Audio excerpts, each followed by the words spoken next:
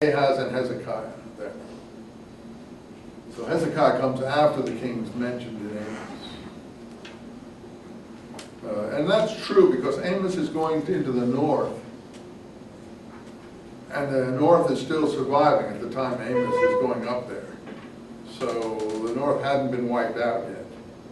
And then finally Isaiah is another contemporary, though he's a long prophet. Oh, you go to the beginning of Isaiah. And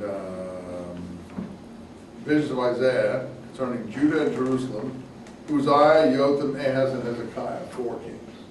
Now, if you want to know who those kings were, you just go look up in the book of Kings and read something about them. There won't be a lot, but there'll be something. So, we're in the 700, mid-700, 750 BC period. We have a divided monarchy. The north is centered in what's known as Shechem, Joshua's area, now known in the Arabs as Nablus. The temple is at a place called, of course, Bethel, where we had Jacob and everyone else stopping and Abraham and everyone putting down altars. That's connected with the northern shrine.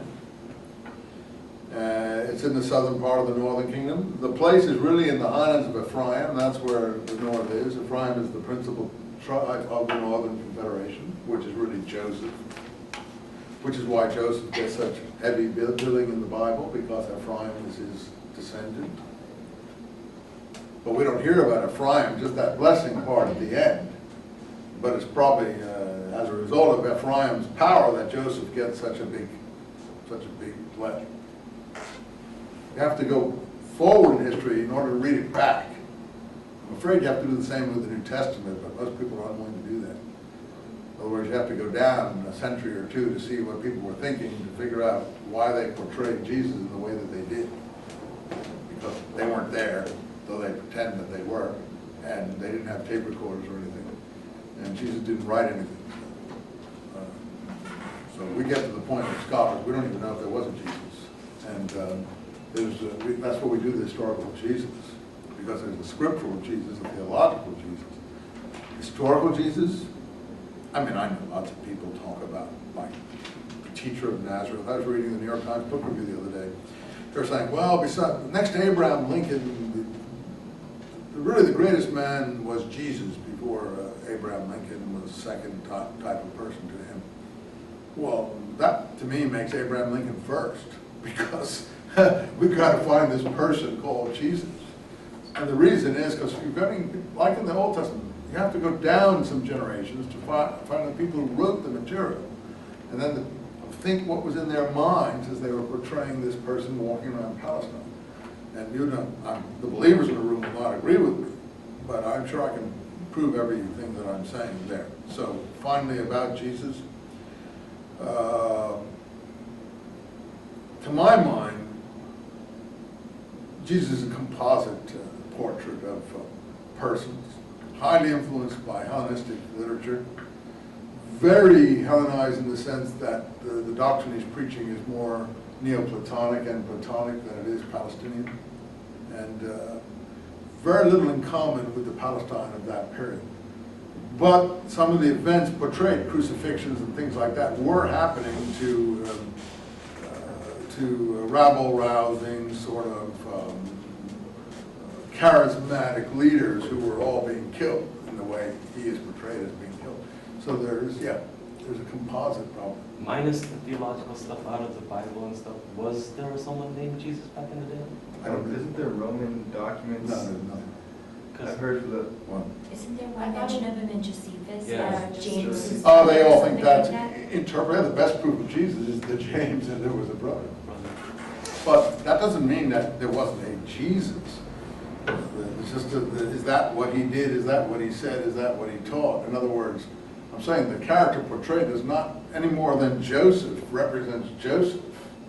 The character portrayed in that, we like literature and we like to think that really happened, but the character portrayed, there may have been a crucified Jesus, which I agree there probably was some crucified, because Paul says that he preaches the crucified Christ, or the crucified. So he is the earliest witness we have, but he never saw any Jesus, and he doesn't know anything about Jesus, which he should do because he lives at that time. He was in Palestine at that time. Where was he? Yet he only has an experience of a supernatural Christ talking to him from heaven. He's the earliest written record that we have. And if you look at Paul, he doesn't know anything about the historical Jesus. He knows two things.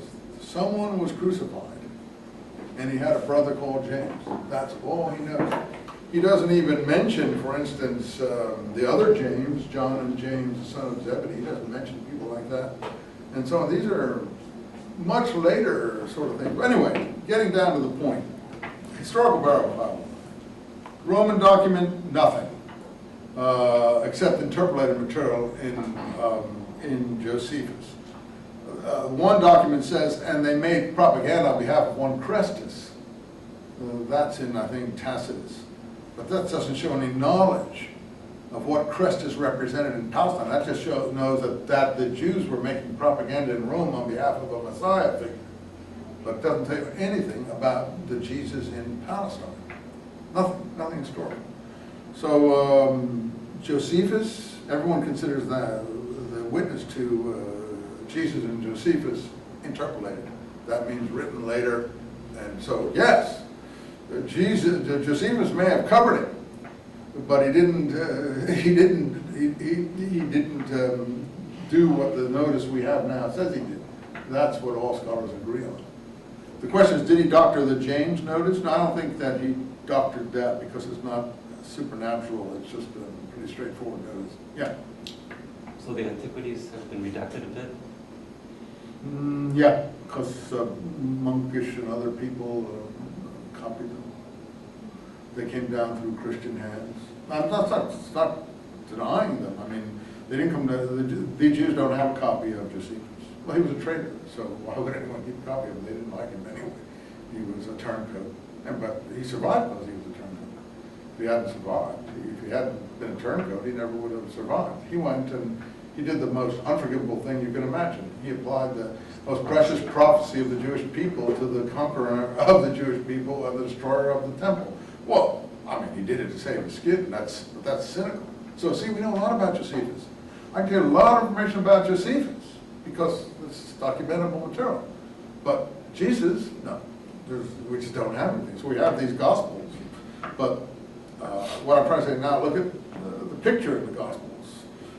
You have all kinds of weird sort of events, spirits, resurrections. One of the chapters of my book that I'm writing is one of the things that I find particularly entertaining is a particular episode of Luke where it says, and